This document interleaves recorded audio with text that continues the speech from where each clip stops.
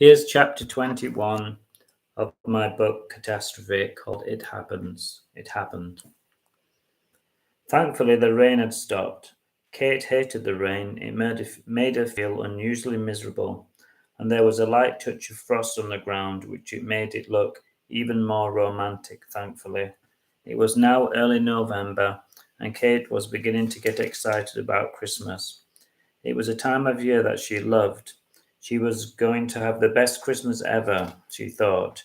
She had Snowy, and she had a potential first boyfriend who she couldn't wait to kiss. They had arranged to meet in the library. Kate had a huge pile of books to hand in. She loved the library, it was her favourite place in the whole world. She walked along with Snowy on a little lead behind her. She didn't want her to run away. Everyone smiled when they saw Snowy. She was like a ray of sunshine. It was getting cold and Kate buttoned her duffel coat higher. She looked at poor Snowy and she decided that she needed a coat as well. The last thing that she wanted was to see Snowy catch a cold. She had never seen a cat with a cold before, but she was sure that they must exist, and she put it on her list of things to do. When they got to the library, Ben was sat at a table and reading a comic. Hi, she said, trying to sound casual and not super excited.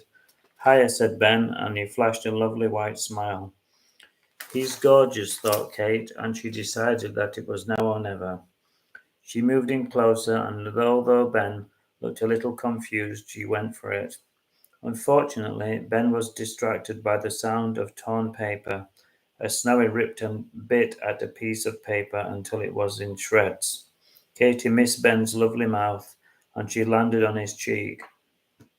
Ben laughed, and then he turned to face her with a glint in his eye, and this time they did it for real. It was so soft and lovely that Kate felt tingling all over, and she hoped that Ben felt the same. Then another ripping sound distracted them, and this time it was more serious. Snowy had begun to scratch, rip, and nibble at a big library book, and Kate could see by the annoyed face of the librarians that she was very unhappy with the goings on. Don't bring her in again, she said, as she tried to put the book back together, but it was an impossible task as the book was almost destroyed by the strength of Snowy's efforts. Oh, Snowy, they said as they walked out of the library, and they ignored the withering looks of the other librarians. You're always getting into trouble, she said, and she stroked her lovingly. But you don't mean it, she added. She was on cloud nine and nothing could spoil her happiness.